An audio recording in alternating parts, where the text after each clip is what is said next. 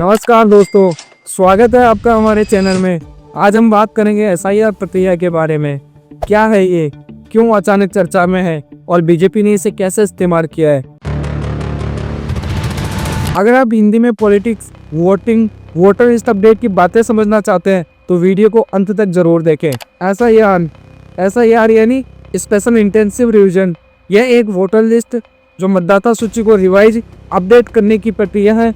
इस प्रक्रिया में ऐसा माना जाता है कि जिन लोगों का नाम वोटर लिस्ट में है लेकिन वे मृत हो गए हैं या फिर पलायन कर चुके हैं या सूची में गलत तरीके से शामिल हो गए हैं, उन्हें हटाने और सूची में सुधार करने की प्रक्रिया है। यह प्रक्रिया कानून और चुनाव प्रक्रिया की पारदर्शिता, साफ सूची बनाए रखने की दिशा में है। उदाहरण के लिए उत्तराखंड में एसआईआर को लेकर विवाद हुआ है क्योंकि वहाँ राज्य मंत्री ने कहा था कि अगर बीएलओ, बूथ लेवल ऑफिसर घर पर आए या आपका नाम काटे तो उसे बंद कर लीजिए।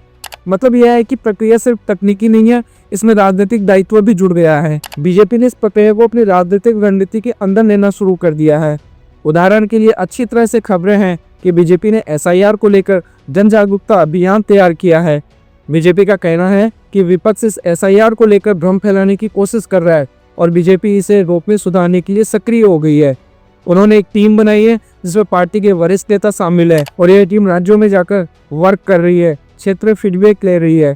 मतलब यह है कि एसआईआर से चुनाव आयोग या प्रशासन का काम नहीं है, बल्कि अब राजनीतिक दलों के बीच रणनीति का मोर्चा भी बन गया है। विपक्षी दलों का आरोप है कि एसआईआर के नाम पर कुछ राज्यों में वोटर लिस्ट से नाम काटे जा रहे हैं, खासकर उन लोगों के जिनकी राजनीतिक पहचान कमजोर मानी जाती है।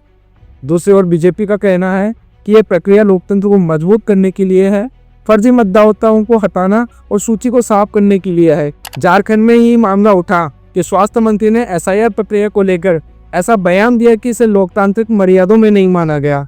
इसके अलावा रिपोर्ट्स कहती है कि इस प्रक्रिया के बाद कुछ राज्यों में मतदाता संख्या में बदलाव आया है, जिससे इसे चुनावी रणनीति में जोड़कर देखा जा रहा है। इसलिए यह प्रश्न उठ रहा है कि एसआईआर निष्पक्ष है या इसे राजनीतिक दलों की ताकत बढ़ाने के लिए इस्तेमाल कर रहे हैं। यदि एसआईआर का काम सही तरीके से हुआ तो वोटर लिस्ट अधिक विश्वसनीय बनेगी, यह अच्छा संकेत है।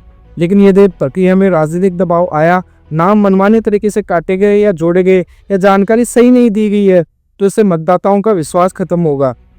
आगामी चुनाव में एसआईआर का असर दिख सकता है, किन दलों को फायदा होगा, किन्हें नुकसान। उदाहरण के लिए बीजेपी से अपनी स्थिति मजबूत करने के लिए टूल की तरह काम कर रही है। वोटर सक्रियता, नाम हटने बचाने की जानकारी और प्रशासन पारदर्शिता, इन सब पर ध्यान देना जरूरी होगा। तो दोस्तों, आज हमने इस वीडियो में जाना कि एसआईआर क्या है, बीजेपी ने इसे कैसे अपनाया है और क्यों यह विवादित बन गया है। मेरा सवाल आपसे है कि आपको लगता है कि यह प्रक्रिया लोकतंत्र को मजबूत करेगी या राजनीतिक दलों का हथियार बनेगी? आप कमेंट में अपनी राय दें। अगर वीडियो पसंद आए हो तो लाइक करें और चैनल को सब्सक्राइब जरूर करें। और हम अगली बार इसी तरीके से राजनीतिक मुद्दों पर विस्तार से बात करेंगे। धन्यवाद।